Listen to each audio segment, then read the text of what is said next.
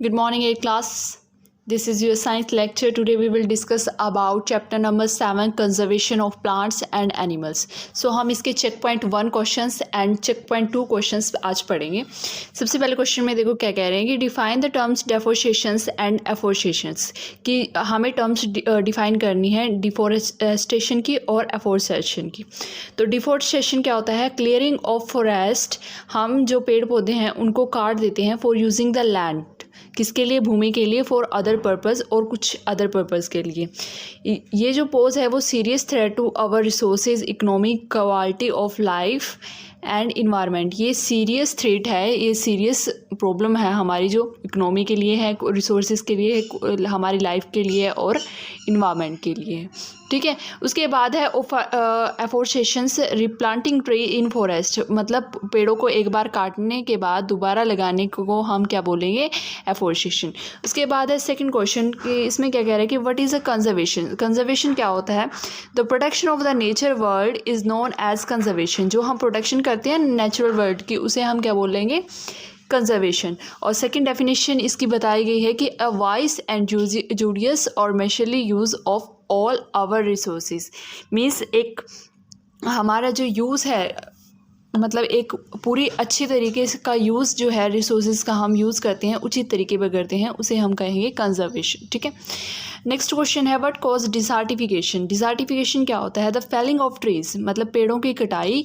Cause change in the physical property of soil. किसके कारण? Physical properties के कारण पेड़ों की कटाई को. The water holding capacity of soil change and level of sub soil water is lowered making the top soil layer dry. क्या होता है कि जो वाटर होल्डिंग कैपेसिटी है वो जहाँ पर बारिश नहीं होती धीरे धीरे कम हो जाती है. तो उसकी वजह से क्या होता है कि हम जो उसकी टॉप सॉइल लेयर होती है वो ड्राई हो जाती है, और जो हमारी रूट्स होती हैं वो पेड़ पौधों की निकलना स्टार्ट हो जाती हैं, और जिससे हमारे पेड़ पौधे नष्ट हो जाते हैं. ये रिमूव करता है bye strong winds causing soil arisen. Means जब तेज़ हवा आ जाती है उससे क्या होता है कि हमारे पेड़ पौधे निकल जाते हैं. क्वेश्चन 4 में देखो क्या कह रहा है कि what is the effect of deforestation on rainfall and climate. हमारा जो इफ़ेक्ट है किस चीज़ पे, किस डेफोरेस्टेशन का रेनफॉल पे और क्लाइमेट पे क्या इफ़ेक्ट है.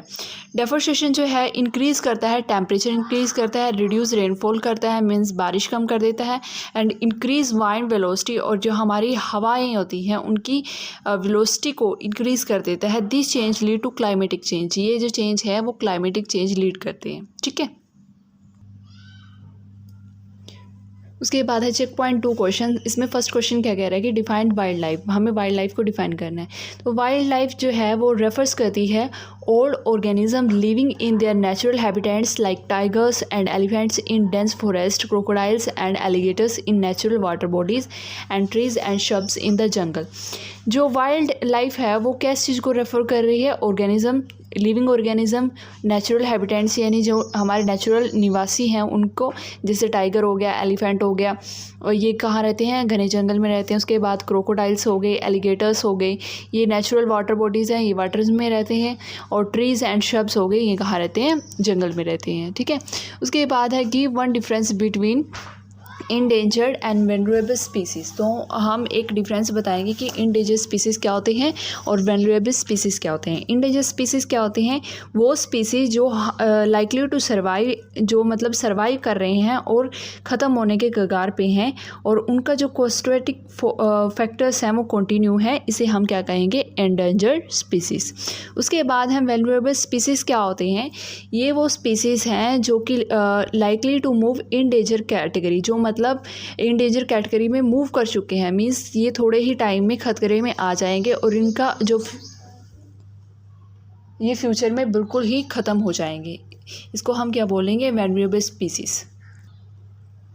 What is a red data book. तो थर्ड क्वेश्चन में क्या कह रहा है कि रेड डाटा बुक क्या होती है? रेड डाटा बुक वो होती है जो कि कंटेन्स करती है all record species of plants and animals जो कि अंडर थ्रेट टू एक्सटिंक्शन और रेयर और valuable for extension. Red data book वो कंटेन्स करती है, मतलब सारे रिकॉर्ड जो हमारे हैं एनिमल्स के और प्लांट्स के, सभी स्पीसीज़ के वो रिकॉर्ड रखती है जो ख़त्म होने के कगार पे हैं, मतलब ख़त्म हो जाएंगे और ख़त्म हो चुके हैं. उसे हम बोलेंगे red data book. Name the first national park of India, हमारे जो नेशनल फर्स्ट पार्क इंडिया के अंदर था उसके बारे में हम डिस्कस करेंगे। When was it establish, Jim Corbett national park जो है ये कहाँ पर है, उत्तराखंड में है, और ये फर्स्ट नेशनल पार्क था। इस्टेब्लिश कब हुआ ये, इंडिया में 1936 में, ठीक है। उसके बाद है fifth question, name the 3 different regions of biosphere reserves. A biosphere reserve is a specified land area. Biosphere reserve क्या होता है, एक स्पेसिफाइड लैंड एरिया होता है जिसमें मल्टीपल यूज़ होते हैं लैंड के, और परमिटेड होते हैं प्रिजर्विंग बायोडाइवर्सिटी, जहाँ पर हम प्रिजर्व करते हैं, मतलब सुरक्षित रखते हैं किसको, बायोडाइवर्सिटी को, ठीक है। ये डिवाइडेड इनटू 3 जोन्स, ये 3 जोन में डिवाइड होगा। फर्स्ट है कवर जोन, बफर जोन और manipulation zone.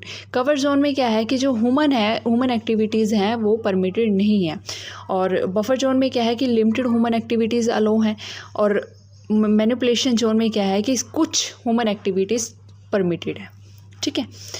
Name the international body responsible for wild life conservation. The word conservation, इस क्वेश्चन में क्या बताया गया है कि जो इंटरनेशनल बॉडी रिस्पॉन्सिबल है वो वाइल्ड लाइफ कंजर्वेशन के लिए कैसे है। सो हमने एक इंटरनेशनल बॉडी के बारे में बात की थी जो वाइल्ड लाइफ के बारे में डिस्कस करती है, वो कौन सी है। The world conservation union means formally international union for conservation of nature and nature resources has classified threatened species into 3 following categories. ये 3 फ्लोइंग कैटेगरीज में डिवाइडेड है। फर्स्ट है इंडेंजर्ड स्पीसीज, सेकंड है वल्नरेबल स्पीसीज, और third है rare species, ठीक है। उसके बाद है question number 7, what is the object of project tiger, कि हमारा जो प्रोजेक्ट टाइगर जो हमने लॉन्च किया था उसका ऑब्जेक्ट क्या था। कि project tiger was launch in 1937 to save tigers from poaching. हमारे जो टाइगर्स होते हैं पहले क्या होते थे, उनकी हंटिंग होती थी, मतलब उनको शिकार कर देते, उससे बचाने के लिए हमने टाइगर्स को सेव करने के लिए क्या किया कि 1937 में एक ऑब्जेक्ट चलाया, प्रोजेक्ट टाइगर, ठीक है। अंडर दिस प्रोजेक्ट जो हमारे 50 टाइगर्स हैं वो reserve have been establish in India. जो हमारे 50 टाइगर्स हैं वो रिजर्व किए गए हैं इस ऑब्जेक्ट के तहत, और ये एस्टेब्लिश हुआ इंडिया के अंदर। यहाँ पर आपके चेक पॉइंट 1 और चेक पॉइंट 2 कंप्लीट होते हैं। उसके बाद हम एक्सरसाइज टाइम स्टार्ट करेंगे। Okay, thank you, have a good day.